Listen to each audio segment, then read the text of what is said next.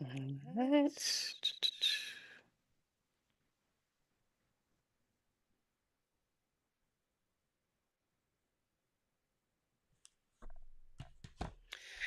All right. Good evening, everyone, and welcome to the Creative Scholar Book Club. I'm your host, Dr. Danetta, and tonight we are going to continue with our discussion of Bell Hooks All About Love. Now, I'm so excited because tonight we have a guest that is a part of our book club that will be coming on live to share with us some of her takeaways from the book. But it will be very much like the same as every other time that we've done it. That we have done the book club. I'm looking for your comments in the chat. I would love to hear, for those of you who've been reading with us, what you have to say, some of your takeaways. I want to hear your favorite quotes, your one sentence summary of each chapter. I still want to see all of it in the chat. And then hopefully after tonight, a few more of you even will be interested in coming on to talk live with me. I can tell from the things that you share in the chat that you have a lot of good things to say. And sometimes it is hard to continue to type. I'm sure a lot of those thoughts go away from the actual book club meeting because it's just too hard to type everything. So I'd love to see you over on Facebook or on YouTube if you prefer to log out of Facebook at any point. You're welcome to go over to my YouTube page, which is A Dose of Danetta. And I'm also now at the Creative Scholar, which is a page we'll be doing a lot more with coming up here in the future, but I am streaming the book club live to that page as well. Apologies tonight for the first time in our book club history. We are quite a few minutes late. Trying to get everything straight with the stream, had a few technical difficulties, but I believe we have worked it out and it should get better and better and easier and easier.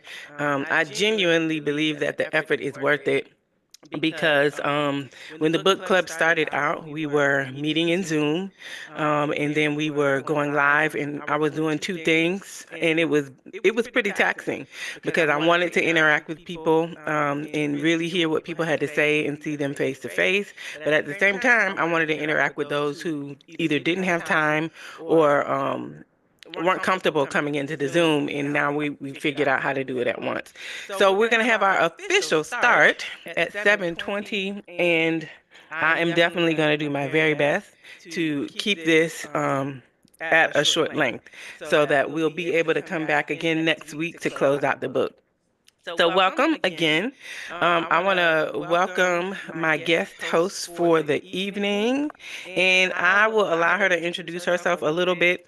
And we're going to start. We're discussing chapters 6, 7, and 8 tonight, and we're going to start with chapter 6. And before I introduce our special guest, I want to just go over chapter 6. The title is Values Living by a Love Ethic. And when I say this chapter, it really stepped on lots of toes in the best way. And I'm excited to talk about it. I'm excited to hear what feedback you have out here in our audience on Facebook and YouTube, as well as others that are in our Zoom. We have two other book club members that I would love to come in and say something at some point. No pressure, but if you drop your comments in the chat, I'm happy to share the comments as well. Or if you want to go into Facebook and leave your comments there, you're welcome to do so. All right, I'm going to go ahead and flip over to Miss Helena. Would you quickly just introduce yourself and just tell us a little bit about who you are and whatever you feel comfy with? We won't get too deep because I'm going to bring you back so they can get to know you a little bit better. Also, but just tell them who you are, and then we'll start with chapter 6 on what some of your insights were, or some things that resonated with you for chapter 6. Hi, I'm Helena. Danetta and I go way back. Don't want to date ourselves, but way back. Yep. And we went to the same church, ACC, Arise Christian Center in Columbia. And just happy to be here. This book is fire. Um, just I mean, we think, I mean, we all, everybody has an opinion about what love is. And it sounds like the author and myself came up in the same era, and so it really resonates with me. The fact that she even lived in the city. I grew up in New York City in the Bronx, so that's just a little bit about me. Chapter 6 was just so meaty. It's like I have the whole chapter underlined, almost. Uh, I mean, from page 89, you know, it's a choice. I have a note. It's a choice to love, to live ethically, to humanize everyone. I can so relate with that, because I had issue with somebody at work, and just my spirit and their spirit. And that's what I had to do to get past that. I had to humanize the person. Mm. Everybody is going through something, or have gone through something, or will go through something. And we don't know where in that timeline people are when they interact with us. So For sure. that helped me, you know, humanize, um, when in the other person, the other party, if you have an issue or your spirit and their spirit is just not jiving. Yeah. So yeah, it's just a lot in chapter 6 about love and humanizing and ethics, and the whole book is basically, you know, that love is really, um, when you are nurturing someone else's, you know, spiritually, and they are nourishing you, that's real love, that nourishment. Hmm. It can't be love if someone is emotionally, physically, verbally, abusing or neglecting, you know, and then they turn around and still say they love you. Or, you know, you had that idea that, oh, this must be love because you saw, you know, some things maybe growing up that you thought was love because they beat up on the person. And there are people who are like that, that if the person is not tough enough, then they don't want to be with the person. That person is weak, to them. Yeah. They need somebody to be, you know, beating up on them or strong or talking rough. Hmm. That's not love for me either. For sure. Yeah. So, but it's just a lot. It's a lot in this book, in this chapter. Ooh, it's a lot. Okay, I hope I didn't talk too long, but Oh, no, no, no. You're just getting started for sure. All right. I'll say, just to start on those early pages of chapter 6 as well. The very first sentence of the chapter really lets you know like where this is going, and it immediately gets my attention of like, okay, where is she going with this? And the first sentence of the chapter is, it says, awakening to love can happen only as we let go of our obsession with power and domination. So that made me say, like, okay, who, when we, I don't know about you all, and I'd love to see in the chat, but when you hear the word power and you hear the word domination, like what comes to mind? Like, what is it that you get an image of?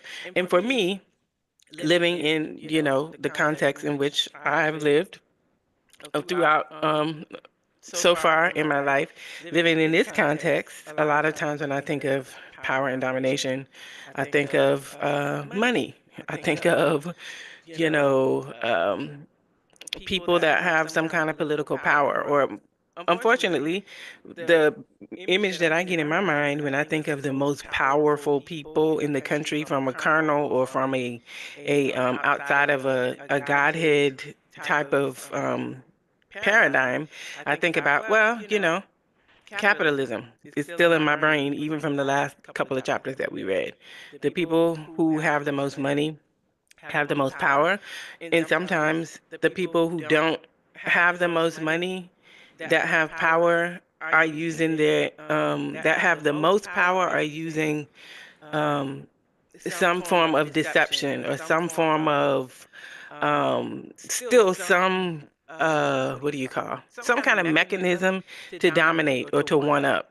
Like, I may not have money, but I have your secrets. Or, I may not have as much money, but I know where you live. So what's yours is mine. That kind of thing is what immediately came to my mind. So I was like, where is she going with this? And as we continue to read, we could see like some of the main Yes, manipulation, absolutely. We can see some of the main like systems that she points out where power and domination are used, and they are really, used in a way where it is not fostering or nurturing an ethic of being someone who is most concerned with spiritual nourishment or most concerned with the well-being of another. So, yeah, that first sentence really got to me. I'll share one more and then I will continue to look in the comments and I'll flip over to you, Helena, and you can let me know. So, a few more that you'd like to share from chapter 6. For me, um, she said on page 88, living by a love ethic, we learn to value loyalty and a commitment to sustained bonds over material advancement. While careers and making money remain important agendas, they never take precedence over valuing and nurturing human life and well-being. And she talks in through in another and I start to sometimes because they kind of flow right into the next one. The quote I'm thinking might actually be in another chapter, but coming from where she talked about loyalty and love over money, interestingly, it made me think back to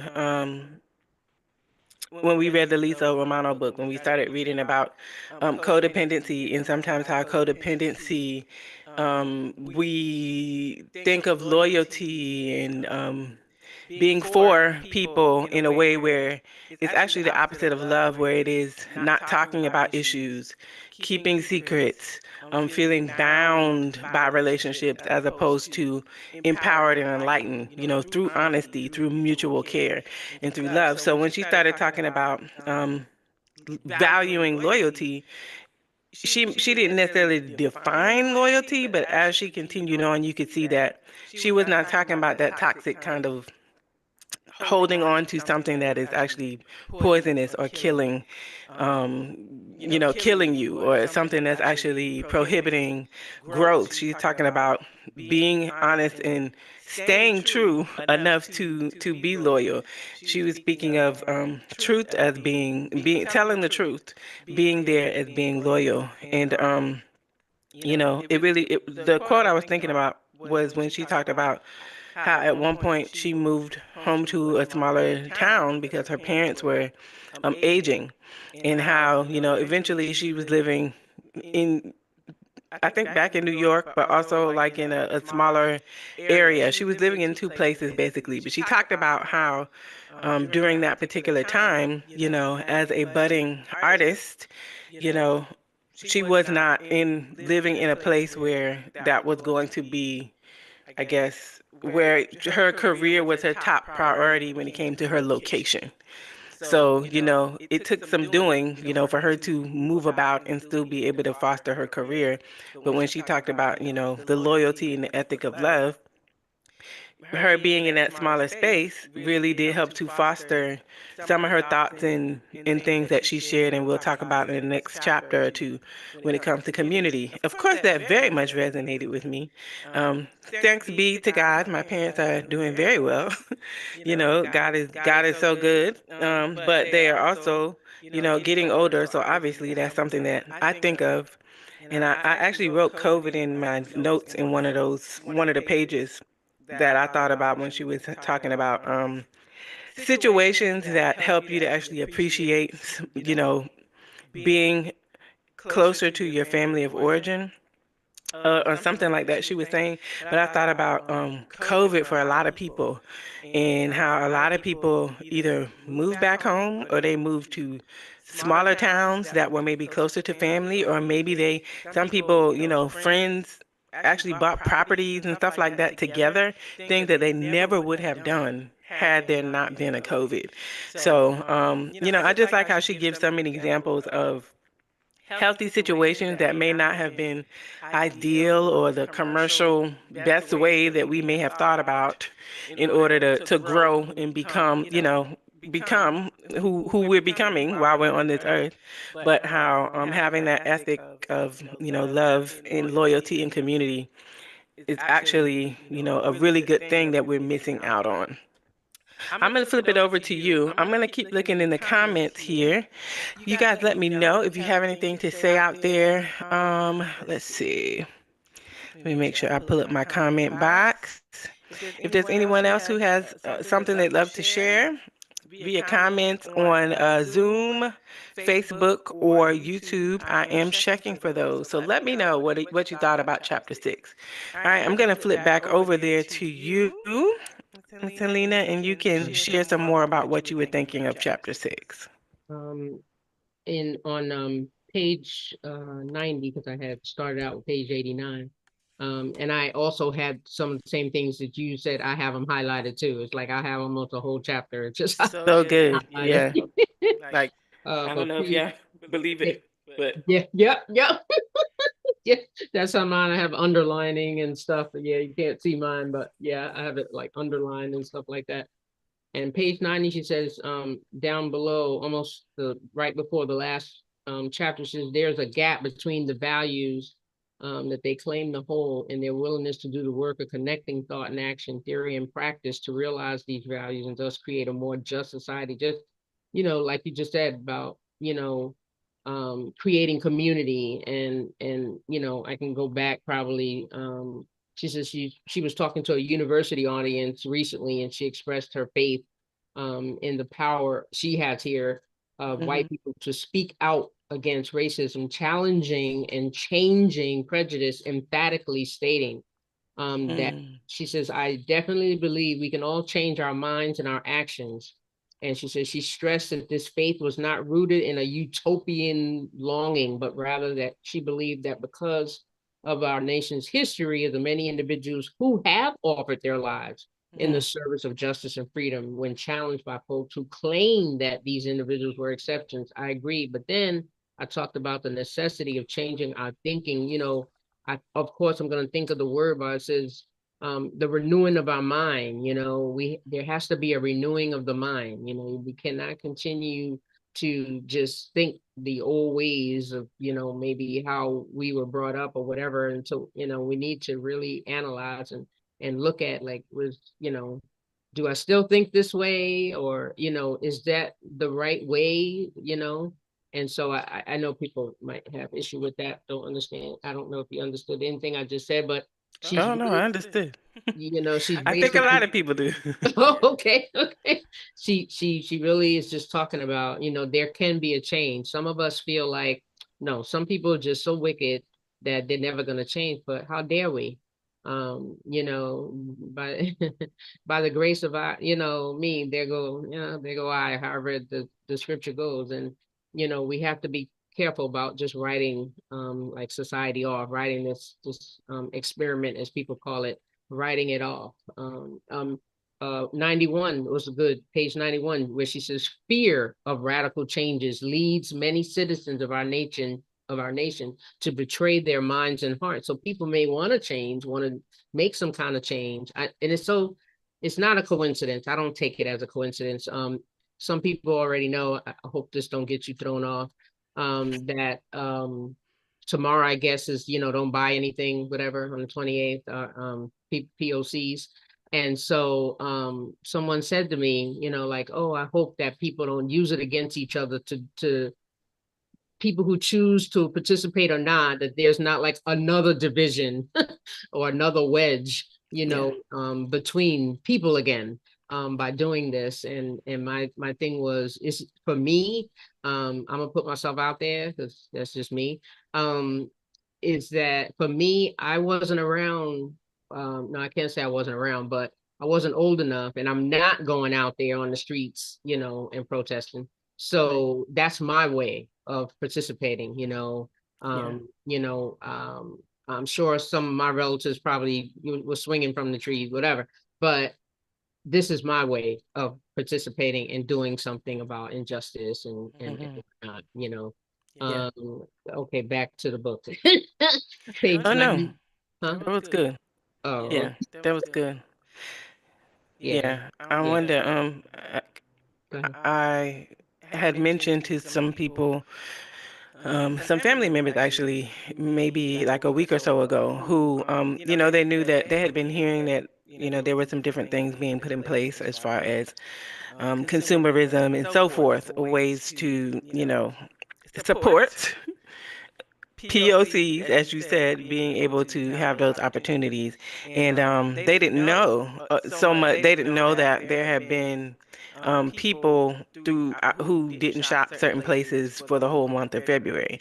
So I had, caught on at the very beginning of the month. But, and it was like I don't remember exactly what the thing was. We were talking about something that they had purchased, and they were kind of like not feeling bad, but I could tell like they were like, "Oh, I didn't know," and I was just like, "Oh no, please!" Like, kind of like you said, like it's something that I've felt great about doing, and it just very much aligned with where I was already just in my own personal walk. Like when it comes to, like you said, renewing your mind, and I had spoken on it on. I don't remember. It might have been one of these book chats or something else. I maybe my TikTok, but I just talked about like the consumerism of like, complaining, to myself and thinking that like, oh, you need to spend more money and have more space when it's just like, no, you probably can actually just get rid of some things and stop buying stuff. And I said coming into the new year, one of my things that I can do this year to work on my overconsumption is all the stuff you bought last year, make sure all of it is out of the little plastic things and actually hung up in a nice space. Wear your clothes this year. Wear your clothes. Don't buy, you don't have to buy a bunch of new stuff. But so it was kind of anyway, That's good. already along the line. So I think, I did think about this while reading this because she talks about consumerism a lot. Like Yes. we all have different ways that we are able to give, that we're able to participate. Like some people are going to be out on the streets, marching, and they always have and they always will. Some people will do things like that for the first time, and then for some people, they may not have known all month, but they may be interested in the blackout on the 28th. Whatever, you can do. For me, it wasn't about making anybody else feel bad, but at the same time, I'm not walking around screaming it from the mountaintops because right now it's not my speech that's making a difference. It's that for on a platform like this. But as it relates to that issue, it's my dollars. So I don't have to tell you I'm not spending. But if you happen to notice, well, that's on you. If you're offended by me not spending my money at a particular place that I get up and go to work every day for, well, that would be on you. And I ain't gonna be mad, but you don't be mad either. Please. But anyway, yeah, I was glad you mentioned that because I literally thought about how relevant what we're reading is in this very minute. Nothing new under the sun. 25 years after it was published, how very relevant it still is. Yes. Yeah. But as you said, back to the book, we'll move on. I did love how she mentioned on page 93. She said, she talked about just basically throughout cultures of domination. She talks about patriarchy.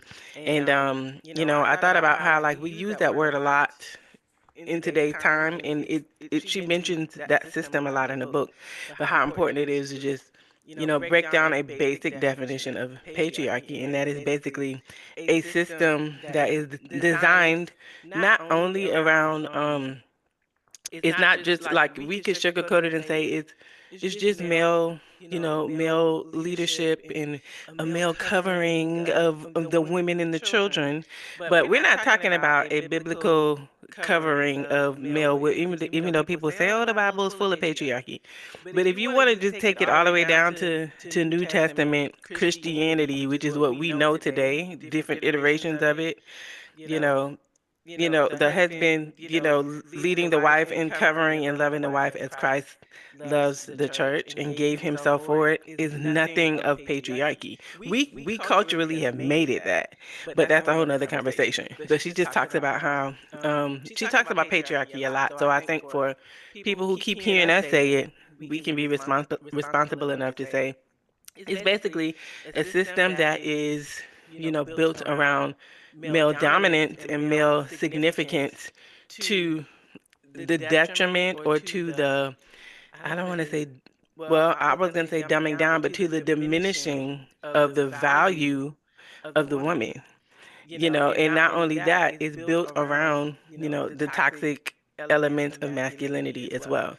So, she talks about patriarchy a lot, and some people when they hear that word, they automatically think, oh, men hating feminism, but that is not what she's speaking of at all. She's very much talking about a holistic valuing of all human beings, under God, even though, as you said, we all have a different, she has a different kind of take on God, but she does very much speak, and a lot of the things that she says in Christian terms, she even uses a lot of biblical references. So it definitely resonated. Yeah. Anything else you just burning to share from chapter 6? I see your comment there. Power in being in unity and on one accord, for sure. Page 94, where the last paragraph, I guess this will be, it says, embracing a love ethic. She uses that a lot in here too. But we're used to hearing a work ethic. Every time I see love ethic in this book, I'm thinking work ethic. We always hear about a work ethic.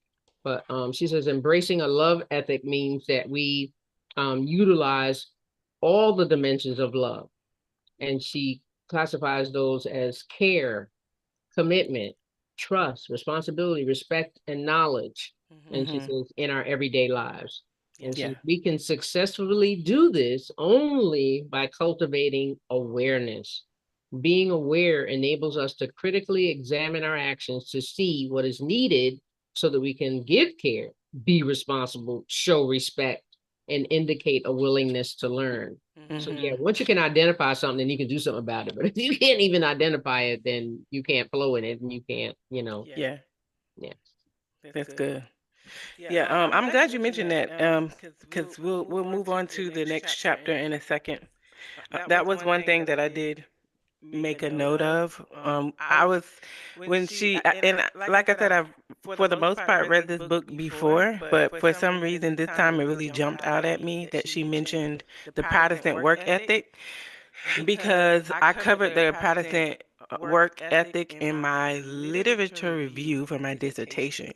So, um, and her take on it is true, but there is definitely some nuance to the Protestant work ethic when it comes to how people applied it. And I won't even try to go into it now. It's not a whole lot, but just for the sake of time, there are different ways, people look at work ethic when it comes to like work being valuable to God and a part of our, I guess, our growth in our sanctification. Basically, that having like that your work ethic can be an indication of your commitment to God and your commitment to sanctification. But I think that even though of course she kind of passed over it, I think that having a work ethic, even in a day and time in culture with Christianity, where it's, a lot of us, believe that we have a particular purpose, that God gave us gifts, and we have a mission in the world, and so forth. We still, which I genuinely believe as well. I believe it is a part of, how God does His work in the earth and how He cultivates within us. A lot of times He does use the gifts and talents that He gave us, but we sometimes take the whole work ethic thing too far when it comes to being work based, trying to earn, trying to be good enough, trying to do enough, trying to everything, and it ends up becoming that love for that longing for to be rich, or that longing to be famous, that longing to be significant. So it's something how so many things are just wrapped up in that one little concept. And I think maybe that's why this book is like such a phenomenon and has been for the past. I think they said 2020 is when it really started to light up again. Is because when you really dig into this book, she just it's so many like big things that really all boil down to the same small thing that we need to address, like in our character and in our hearts. The fact that she can do that, like, I don't know, I personally believe God gives a person a gift like that, for sure. Yes. Yes. I agree. But all right. So let me know if there's anything else from chapter 5. If not, we'll move on. Of course, one I tell you every page, but I'm gonna stop right here. I'm not gonna because I could every single page of this chapter. So don't ask me because I could, but I'm not gonna do. I'm just gonna be the last one. Page 95, where she says, um, the mass media dwells on and perpetuates an ethic of domination and violence Mhm. because our image makers have more intimate knowledge of these realities than they have with the realities of love. That's fire to That me. is. That Wow. people, out of the abundance of the heart, the mouth speaks, we know, from the scripture. So out of the abundance of, I guess, these people's minds that work in, mass media, that's Mhm. what's coming out. So that's Yeah. what they're pushing, and it makes money for them. Yeah. So, they have been, analyzing all humans' responses to what Mhm. they put out there. So the stuff that draws the attention and gets the most notice. So that's what they're gonna put out. So people have done the wildest things like they're doing right now on quote unquote social media to get the likes and clicks. So, so has mass media industry has done so. And I'm gonna stop because I can go every page. There's something. Yeah. Chapter 6 was so good. Yeah. For sure. No, I agree with you 100%. This is really good. Really, really good. And I think the good thing is, even when you move on to the next chapter, because it's so connected, you still get a chance to share some of those, very important things. I keep saying chapter 5. That was chapter 6, y'all. My bad. That was I said chapter 6, but then there was a few times when I said, "Is there anything else you want to learn from chapter 5?" But I mean, anything else you want to share? And then when I flip to the next page is chapter 7. Like, wait. Okay, 6. All right, chapter 7 is greed. Simply love. Now, this was a longer chapter. Another one that was whole book underlined, highlighted. All right. I'm going to toss it to you first because I don't even, yeah, it's so many. There's a lot, right? There is a lot. From like you said, I have these circles and just All certain. right, I'm over it. Go Mhm. ahead. No, I was just saying I got so many circles and underlines and just things that jumped out. Go ahead. No, I'm saying the same, all the whole thing. And I was saying for those of you who are watching via Facebook, or for those of you who are on, let me see, on Zoom, I'm looking for y'all's comments as well. We do have room to share yours. But, if you hesitate, we got them. We will use the time. But please, by all means, I am checking your comments and seeing what you all have to say. But you can go ahead if you would Oh, like to. okay, all Yeah. right. I thought that's what you said, but I said let me hesitate. But yeah, just from the first page of the chapter 105, just from the very beginning, although we live in close contact with neighbors, masses of people in our society feel alienated, cut off, alone. Isolation and loneliness are central causes of depression and despair. Yet they are the outcome of life in a culture where things matter more than people. And I just Hmm. want to put a little pin right there just for a second. I remember, I don't know how many years ago, but quite a few years ago, God told me I can't treat people like my papers that I file away because I've been in finance, the world of finance and bookkeeping and accounting and personal Mm. finance for a long time. And God spoke that to me. He says you can't file people away like you file the papers away. So Oh, that wow. jumped out for me. So this little section here jumped out for me. Uh, Mm. Hmm. about, in a culture where things matter more than people, materialism creates a world of narcissism in which the focus of life solely on acquisition and consumption. There she is with the acquisition and consumption a lot, consumerism. Um, Yeah. when you have all of that, how can you have love? You're just focusing on yourself. And so yeah, and this chapter is about greed, and she has here greed and exploitation become the norm when an ethic of domination prevails. They bring in their wake alienation and lovelessness. Intense spiritual and emotional lack in our lives is the perfect breeding ground for material greed and overconsumption. I'll say that again. Intense spiritual and emotional lack in our lives is the perfect breeding ground for material greed and overconsumption. Mhm. So, yeah. Just how can love fit in there, with overconsumption and greed? Where does love, how can love, um, be in there with that type of, vibe going on? And I have a big circle around our nation's active participation in global warfare. This is page 107, called Mhm. into question its commitment to democracy, both here and at home and abroad. So, you know, we have our words and our actions must line up, is Yeah. is, is what I'm getting. Yeah, yeah. And a lot of Mhm. healing, a lot of prayer, a lot of that's my throwing in there, but yeah, yeah. Americans were asked to sacrifice the vision of freedom, love, and justice and put in its place the worship of materialism and money. Because if Mhm. you ask little kids, like back in the day, when a lot of us, and I say most of us, I don't know who's watching, but when a lot of us grew up, you asked them, what would you want to be? Maybe they say a teacher or, fireman, policeman, something like that, simple. And now it's like, um, influencer.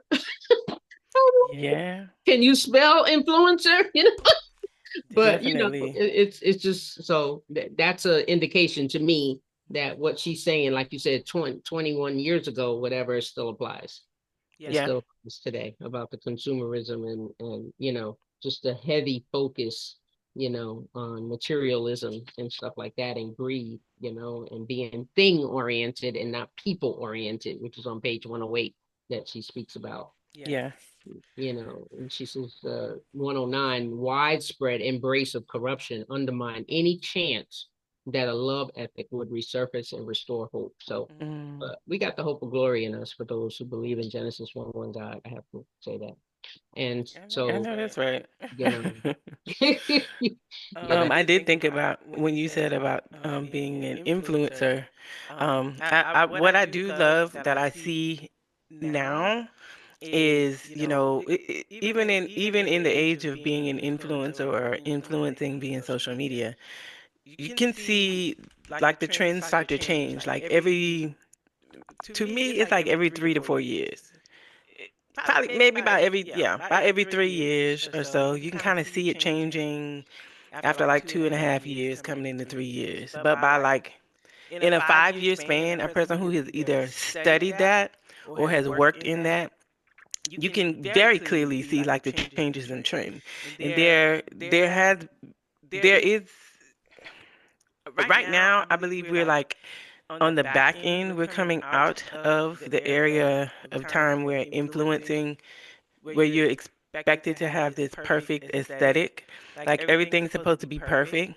And, everyone's supposed to believe you have all of this money and all of this. And even for the ones who are doing very well, because some people are making a lot of money influencing, and some of them are not influencing in the right direction. Like we can go ahead and throw that out there. But we have also seen, because of the media, people unaliving themselves because of it, because they have lost, wake up and their platform is gone, or, just the pressure of being perfect and not, the pressure not to have any problems and all of those kinds of things. We've seen people have all of this money, but then now them and half of their families in jail for the next 15 years because of scamming, trying to look like something that is not. And even for those who are doing it well and who are doing it with integrity, those people are starting to show more. Like, those people are even starting to be more, even though they may have come into it and kept their virtue and kept their values and, encourage their families to have that same value system. They're seeing the value in being more transparent about what actually this is. Like, what actually, they are doing, what actually it costs for them to be an influencer? What actually does it cost for your child to have been on camera so long that at 3 or 4 years old, they know to wake up and turn on the camera and say, "Hi guys, I'm getting dressed." You know what I'm saying? Like people are starting to see like the impact of that. So they're not as apt to throw their children out there, to be seen like that. So I think that is one of the good things. People are starting to see more that like, okay, no, maybe this isn't the best thing. And if we are gonna do it, we gotta do it a certain way. And if we're gonna do it, we're gonna be transparent about it. So I'm thinking, I believe, just even working in the career development field and working with children, that it's really been like refreshing to me to hear more students now talk less about being an influencer and more about being an entrepreneur, but doing it with a business that is actually going to pour into their community and create a family legacy. So, to hear a student be practical, that, Yeah. well, my uncle, I went with my uncle to do, do lawn care, or, my aunt is a caterer, or, my big sister does nails, or, I'm like, you are a part of an industry that cares for people. Like these are services that you may have a talent for and you actually love. You enjoy getting up every morning because did you enjoy this? Like I might not be good at it because of my allergies, to be outside, but it's beautiful, and I would pay someone, what they were worth, to provide that service for me. So I do love to see that, even though a lot of stuff she's saying is so true right now, I feel like in a lot of ways, because of some of the hardships we have experienced over time, people are starting to value more the being real. Like, what good is it to be a movie star if you got to scam everybody on your way to getting there? Right. Like, if you have to betray the people who actually care about you in Mm. order to have your name in lights, Wow. like, is it really worth it? Right. Like, God gives us gifts and talents, but if we gotta hurt everybody on the way up in Mm-mm. order to get it, is it really worth it? That's right. So, I do feel like this book is so true, but at the same time, I hope that, like us reading it and other people, you know, just studying and paying attention to these issues is going to be, helpful as we Mm. try to help this generation that's coming up. Yeah. Yeah. You know what jumped out to me too is on page 111 when she says, addiction makes love impossible. Wow. Woo! I had to sit with that. That was good. Yes, I had to sit with that. That's it. Yeah, this chapter took me a while to get through it because I kept sitting, Yeah. not moving with on, because she says most addicts are primarily concerned with acquiring and cocaine, heroin, sex, or shopping. Addiction is both a consequence of widespread lovelessness and a cause. That is, Mm, boy, only the drug is sacred to an addict. Wow. Wow. Relationships of intimacy and closeness are destroyed as the addicted individual participates in a greedy search for satisfaction. wow. Wow. It's something. Yeah, tell you, ugh, this is chapter 7, everybody. Yeah. Yeah, yeah. And then I think we talked about last time, or maybe not, but about at the bottom of 112 where she says both men and women remain in dysfunctional, loveless relationships when it's materially opportune. Again, people want Mm, to be in the, like you just said, in the limelight, or want to be with the rich and famous, they'll do whatever. They don't care. right. They'll just hang with people just to be in that, you know, Mm-hmm. to be surrounded by that. And it Yeah. says all over this nation, greed motivates individuals to place themselves in life-threatening situations. But Mm-hmm. oh my goodness. Yeah. Yeah. So our prisons are full of people whose crimes were motivated by greed, usually the lust for money. While this lust is the natural response of anyone who has totally embraced the values of consumerism, when these individuals harm others in their pursuit of wealth, we are encouraged to see their behavior as aberrant, right? Yeah, aberrant, which is departing from an accepted standard, you know. Hmm. So man, yeah. So it's just a lot in this chapter 7 here. Yeah, for Yeah, sure. yeah. They have, let me just, still talking about prisoners. They have more in common with prisoners who risk everything in hope of making easy money than they have with family members who want loving connection to be more important than the lust for material success. Yeah, it's just, yeah, you could be in, I don't know if anybody's ever experienced that, be in a room full of people still feel alone, or live with somebody, go home to somebody every day or whatever, and just like you're just roommates or whatever, and it's supposed to be intimate, romantic or whatever, and it's just not, or something like that. It's just, yeah, yeah, it's sad. It's sad. Yeah. Yeah. I would say, well, so that we can wrap up this one and move into the last one. Okay. Please, if you've never read this book, Read it. I'm sure I mean, I don't know how much justice we're doing. I don't want to say that we aren't doing it any justice, but I will say that there is so much good that can come from reading it, not because someone is telling you how to think, but because you just automatically challenged to think through. I love that she kind of sums up each chapter in some way by, even though she's calling out these things, she always brings it back to, if we're honest, we can all see some way in which, we can grow and improve, or at least be willing to sit with, um I guess, coming present with where we really are with these things. And sometimes, it takes certain situation for us to it takes certain situations sometimes to bring out, like, how do we really feel? Like, what is our true attitude or heart posture about certain things? And I just love that she always kind of brings it back to a practical way that we can all work on, applying, I guess, a better mindset or a better ethic, or, as you stated at the very beginning, renewing our minds.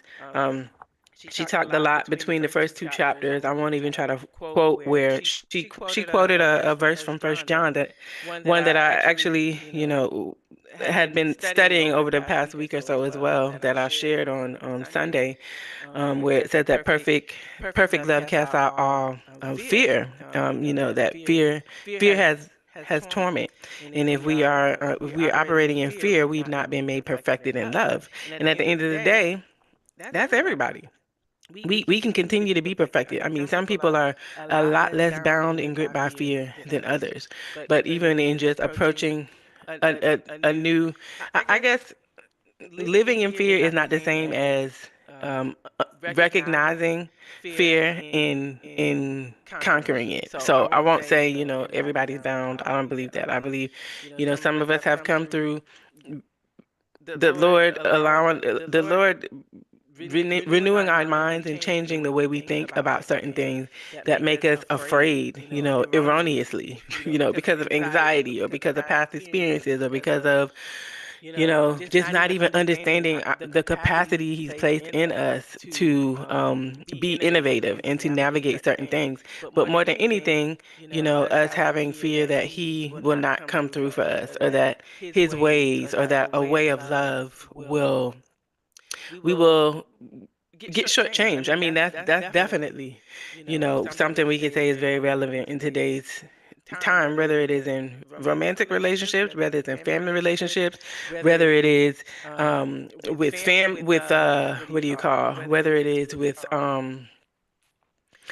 familiar relationships, whether it is financial things, it is just so easy to stay very safe, or to just not deal with this whole community. It's really, sometimes it's just better to, it can come across like it's just better to deal with, us for no more, especially if you are a more introverted type. You like peace, you like order, you deal with the chaos within, but you don't want to deal with too many other people chaos. It's really easy to just be like, let me not say anything. let me, but I just love how she always brings it back that there are so many ways that we have known to do good and not done it, not to make us feel guilty, but to call us to um, actually tackling these things and learning to do better, being honest about the fact that these situations exist and not operating in that cognitive dissonance. We know one thing, but we live another way because it's just easier. So that was a great chapter. Yeah. And I love that her suggestion to of healing, her suggestion of change is learning to live simply. She says the choice to live simply necessarily enhances our capacity to love. Hmm. All right. And we're moving on to chapter 8. Let me see here. I am gonna pull I had switched screens here, but I hope I didn't lose anyone. I do think I see some people had switched over to Facebook, but my Zoom is still up, so I'm just checking to make sure I didn't miss anyone's comments. If anyone has made a comment and I missed it, please let me know. All right, thank you for switching over to Facebook, and I believe I am up to date on comments. So we'll move on and we'll close out for the evening. Again, thank you again for your patience. For those of you who came right at 7, you waited for us. We started about 15, 17 minutes or so late, so we're finishing up a few minutes late, but we will go ahead and give this give this chapter 8 a good shot. All right, no problem at all. It's totally fine. You said you couldn't hear well in Zoom, you moved over to Facebook. I did switch screens, so that may have impacted the audio. So, no apologies at all. Thank you for switching over to Zoom to Facebook so that you could stay with us this evening. I appreciate it. All right, chapter 8, y'all. Right. Community, loving communion. And the first quote she has there is, community cannot take root in a divided life. Long before community assumes external shape and form, it must be present as a seed in the undivided self. Only as we are in communion with ourselves can we find community with others. And I just think it's been such a beautiful build-up to this because literally, when we're talking about what love truly is in dealing with the demons of greed, of seeking our value in being able to dominate or outdo or one up whoever else, seeing our power to use our creativity or whatever resources only in can I dominate someone else as opposed to can I master what is within so that I can be an undivided person, a person who is singular, meaning that we live really in tune with what we believe, as opposed to we believe, but we don't really think we have the power or the ability to live in the way we believe. When we talk about dominating other people, it's a divided self. So I just love how she built up to what just even how she opened chapter 8. And before I'm gonna flip over to you, Miss Helena, to start with your comments. This was a short chapter, so we should be able to share pretty quickly. Um, we don't have to rush through it, but it's a short chapter, so we should be able to get through it. Um, but what was I gonna say just now? Oh, somehow every book chat we've had on this book, I've said like you forgot to mention it again since the very beginning. She said that Bell Hooks, if you notice, her name is lowercase, on the book, and every time I type it is lowercase, just in case you didn't notice. So she said that she does that because, or she did that because she wanted the work to speak louder and be more prominent than her. And I appreciate that, she did that. And it's very interesting, long before I ever knew of bell hooks or anything.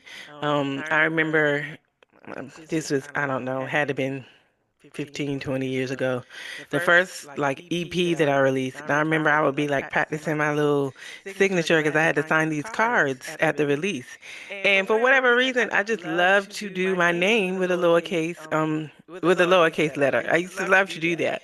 And I just thought it was like I guess in my mind, even though I didn't even fully understand what I was trying to say or what I was thinking when I was doing that, but it was the whole thing of like, God uses you as a vessel, but it's really about him. And even though like a lot of my insecurity, a lot of my struggles with using my talent, were internal, but there was still a thing where I knew that like this is something that God gave me. So I had no concept, I'm sure, of how she, was thinking of it by the time she did that and became the great writer that she was and still is through her work. But I never mentioned that, for anyone who never thought about it or looked. She always said that she wanted her works to speak louder. And I don't know, I think it worked. Because even though, we're speaking her name, when I'm reading through or discussing these things, I don't feel like I am putting making bell hooks at God or anything like that. It's just more of like what God put in her brain and and grew in her heart and allowed her to write on paper. It really can be, life changing in so many ways, if we really take it to heart. All right, so let's go ahead and we're gonna go over some of our favorite quotes from chapter 8, and I will let you lead that, and I'll come in behind you. Yeah, and please, all the platforms wherever everybody is listening, please share your favorite quotes. I meant to say that earlier. We've been doing that every session. So if you have a favorite quote, please, please, please, please, please share. Um, Not that the other pages are not important, but I love this on page 132. The extended family is a good place to learn the power of community. However, it can only become community if there is honest communication between the individuals in it. So that would be one of my favorite quotes I would type in. Hold on a second. Mm-hmm. Go ahead. Okay, can you hear? Want me to go ahead? No, I can't really hear you now. I'm not sure. Okay, hold on just a minute. There you go. Okay. Sorry about that. Now you can hear? You good? You good? Okay, I'm gonna keep going to let me know. And then also I have highlighted on the next page, 133, if we do not experience love in our extended families of origin, which is the first site for community offered us, the other place where children in particular have the opportunity to build community and know love is a friendship. So there's different avenues and different ways that Um, okay, hold on a second. all right, It looks like our stream was interrupted. I am so sorry. Hold on. okay, It looks like our let me see. It still says live. Keep going. It might be oh, my input that was just interrupted. But go oh, ahead. It okay, still says live, so we'll keep going. Hopefully you guys are still here on, with us. I'm okay, gonna just go out okay, of Facebook and come back in, and then hopefully I'll be able to hear you. okay. And so, yeah, please put your favorite quotes. I'm just reading some of mine in here that I highlighted. She talks about on page 134, in friendship, we're able to hear honest, critical feedback, and we trust that a true friend desires our good. So, yeah, yeah, trust is the heartbeat of genuine love, which talks about on page 135. That was another one of my favorite quotes. I'm just like, just popping off some of my favorite quotes, some areas here that I um highlighted or underlined, stuff like that. She has on page 136, when we see love as the will to nurture one's own, here it is, or another spiritual growth, revealed through acts of care, respect, knowing, and assuming responsibility, the foundation of all love in our life is the same. So, knowing what love is, identifying what love is, and then walking in that, practicing that, she talks about in here and throughout the whole book. Um, yeah. And then, she goes into, we're almost finished now at the end of the chapter. She goes into how she was in this 14-year relationship, Mm-hmm. but because of her upbringing, and that you stick it out to the end, and things like that, how one, a lot of time was wasted. Two, that wasn't real love if some toxicity was going on in there. And yeah. And I think she mentioned this term earlier in the book too, about objects of intimate terrorism. um, yeah, that's a powerful Wow. Yeah. description. Yeah. Objects of intimate terrorism. Yeah. That's a visual for you. Yes, exactly. Exactly.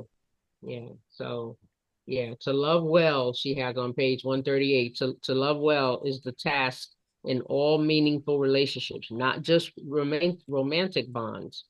So even in this book club, Oh, for sure. to love well, meaningful. This is Yeah. meaningful to sit in together and be in community discussing a book that we're all reading together. We're expressing, taking time, showing love towards one another, listen to one another, and support one another. So yeah, yeah. And I'll leave this last comment here. 130 on page at the bottom, 138. Within a loving community, we sustain ties by being compassionate and forgiving. Mm. That's how we because sometimes we're some of us are quick to say, I'm done. Mm-hmm. Something goes, awry or whatever, and we're like, okay, that's it, I can't, so Yeah, yeah, yeah, definitely. yeah. Speaking of which, I think I may have missed a quote or two of yours. I'm not sure when I was having the volume issue, but Okay. thank you for continuing. So if I requote, it's because I didn't hear you when you That's were giving okay. yours. Yeah. I may or may not, but on page 135, it really comes on the heels of exactly what you just said. I was like, okay, I know in the past, I don't, maybe year or so, this is an area that God has really been working in my heart. So when it comes to, I thought about it when you said the thing earlier when you were like, the Lord told you you can't file people like objects or like paper, filing people.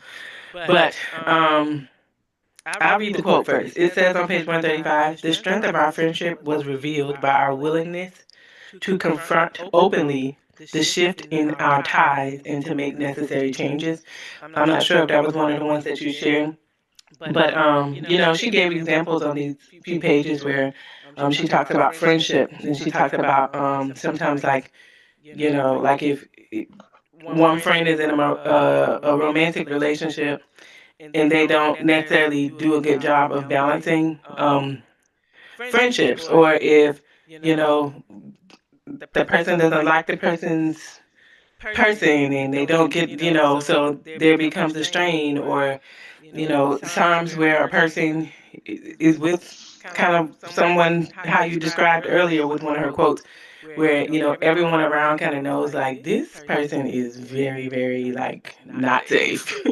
And but you can't make an adult, and you don't want to hurt the person, but you have to tell them the truth, which sometimes will strain a relationship. But I said for that resonated with me because they say when you turn 40, there's this thing that happens, somewhere around there where you like, especially if you are a more compassionate type of person.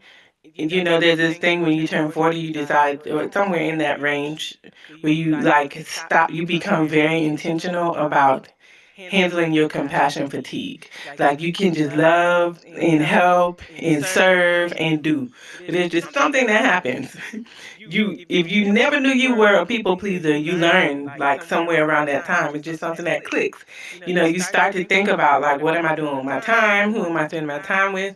But I feel like I've kind of always been someone who was very like thoughtful about how I spent my time and who I spent my time with.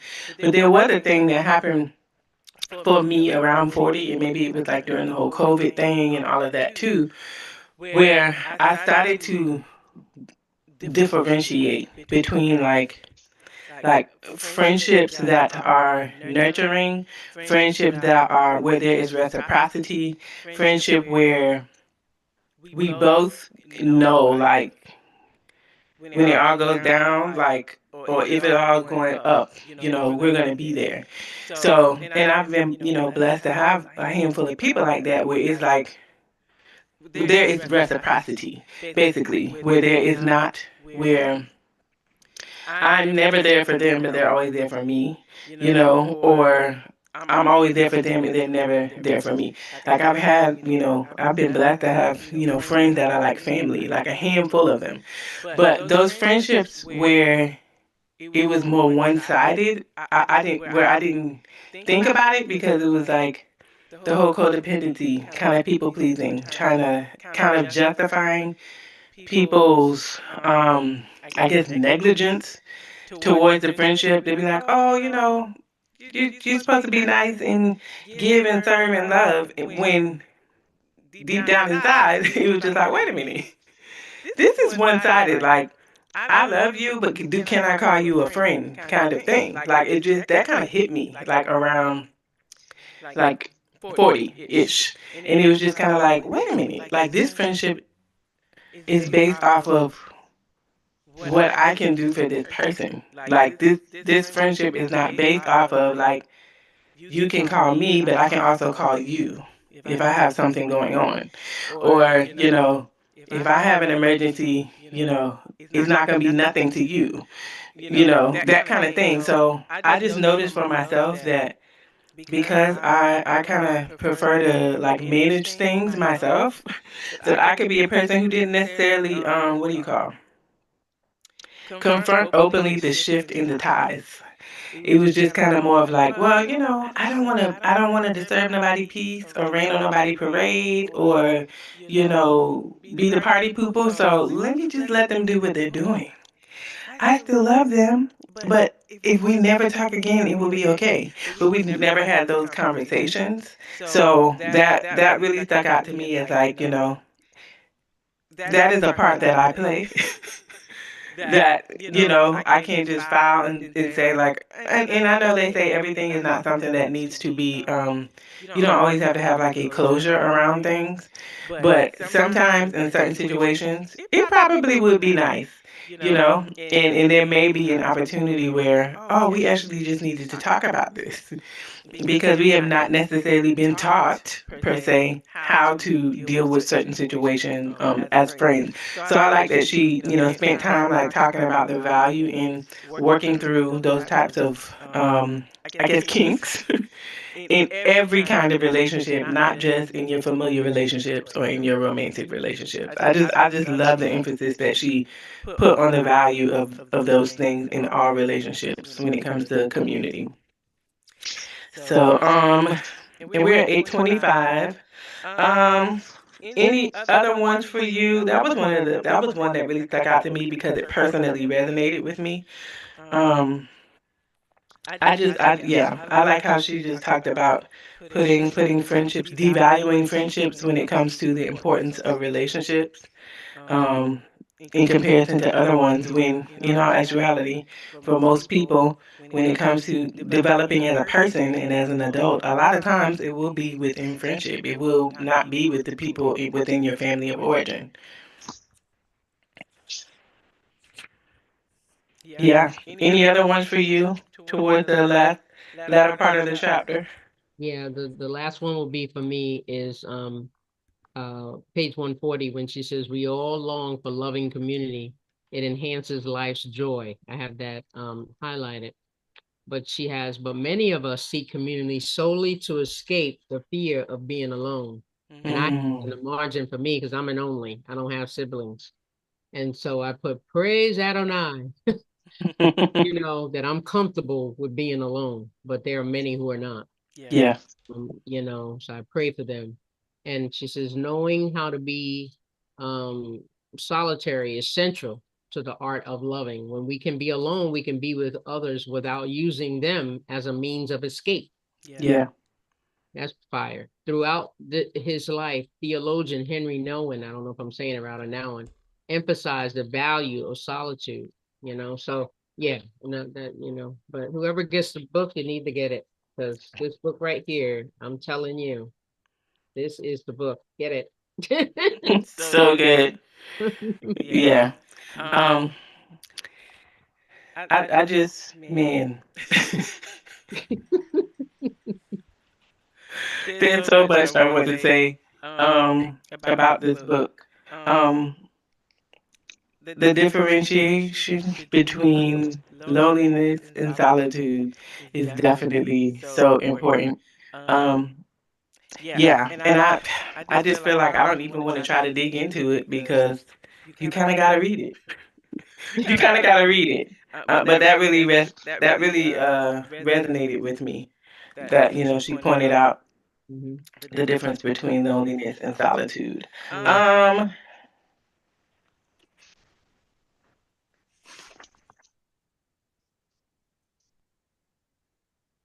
yeah. I think the last one that, and I think this may have been one that you shared. I'm not sure, but when she shared about she was complaining to a friend, and how Mhm. you didn't share that one. No. Oh, okay. She was saying how she was complaining. That was the one I was like, I definitely want to share that one. This was on page 134, and this will be the last one that I share. She was like, once when I was complaining about my mother fussing at me, she shared that she would give anything to hear her mother's voice scolding her. Encouraging me to be patient with my mother, she spoke of the pain of losing her mother and wished they had worked harder to find a place of communication and reconciliation. Her words reminded me to be compassionate, to focus on what I really enjoy about my mother. In friendship, we are able to hear honest, critical feedback. We trust that a true friend desires our good. My friend wants me to relish the presence of my mother. So I love the example that she shared, and the fact that, she says, in friendship, we're able to hear honest, critical feedback. So, I just thought that was just in my own reflection, the people who I can honestly call friend, we can like she gave the example, in here of if they were not seeing eye to eye. We cannot see eye to eye, disagree, but at the end of the day, we know that the other person is, has our greatest good, at heart, and that is at the end of the day, exactly the essence that she explained when she talked about what is love.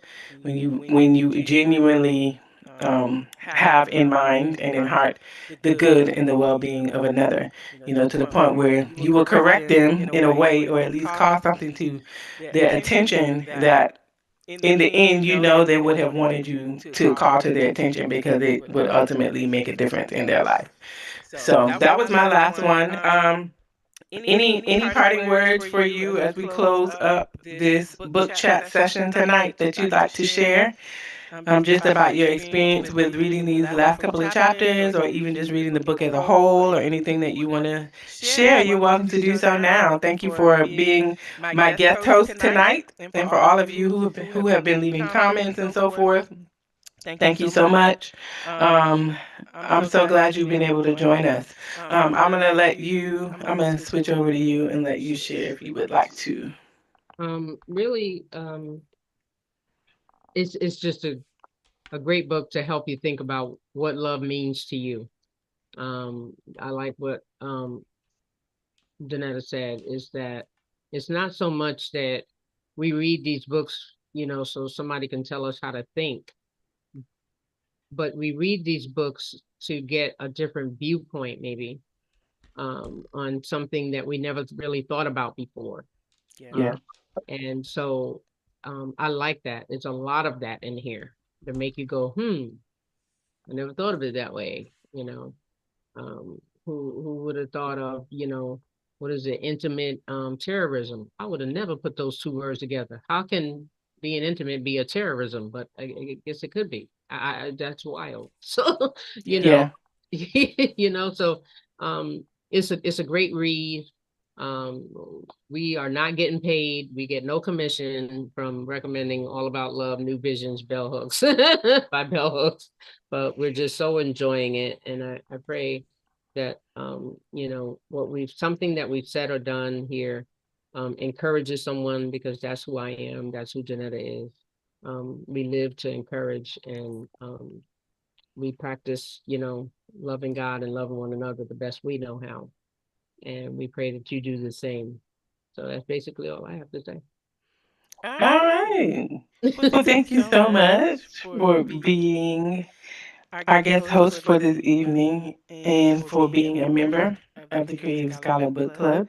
Thank you very much. We definitely have you back to share some other things in the future, just as a part of the Creative Scholar brand. I'm definitely looking forward to when we'll have you on the podcast coming up here soon for season 2. Please look for Helena to be one of our podcast guests to come and share with you like a wealth of knowledge that she has. I won't say too much, but I will say that it is in the finance realm. She definitely has some gems to share, years of experience. Um, and I won't say anything else because then I'll go too far. But we look forward to having you. Thank you for sharing your insight. Thank you for helping to exemplify what we've been reading about when it comes to community, when it comes to what it means for us to sit and talk and reason together, hear each other's stories, have that sense of compassion for one another, the sense of understanding, as well as being willing to challenge one another to grow. It to me is definitely humbling, especially. You're one of the main people that I believe has helped me to be really comfortable or even more comfortable when it comes to speaking with people about very important issues where I feel like, this person is a little bit older than me. They've spent more life, they've had more life experiences, when it comes to like having children and having a family. I highly respect my friends, sisters in Christ, women of God who have had experiences that I have yet to have. But that still, value my little thoughts, what I have to say, and that are willing to, encourage me onward where you see that like, you're going to get through this and God is doing this and have you ever thought about this, so I appreciate that and I believe that in the spirit of just what we're reading about that it's very real to be able to do that, especially on a platform like this. So thank you again for your time this evening. And for all of you who have participated via the live, I look forward to seeing your comments even as you come back and you watch the replay of this. Thank you for your patience with us tonight. And we look forward to seeing you back on next week for our final session on All About Love. Tomorrow is the last day of Black History Month, but it is not the last day where we can learn and glean from Black history and read Black authors. So we'll be finishing up this book next month, in the month of March. So we have, I believe there's what, 13 chapters, 12 or 13 chapters. Yeah, but we're set to finish this next week. So we'll probably plan for it to start right on time and maybe go for 90 minutes so we can get through those last few chapters. All right. Check the group page, and if you are with me on Substack, I'll make it my business to drop something in our Substack chat so you will be in the loop of what's going on. Thank you so much again for watching, and we'll see you next week for our Creative Scholar Book Club. Have a good night. Night. Thank you.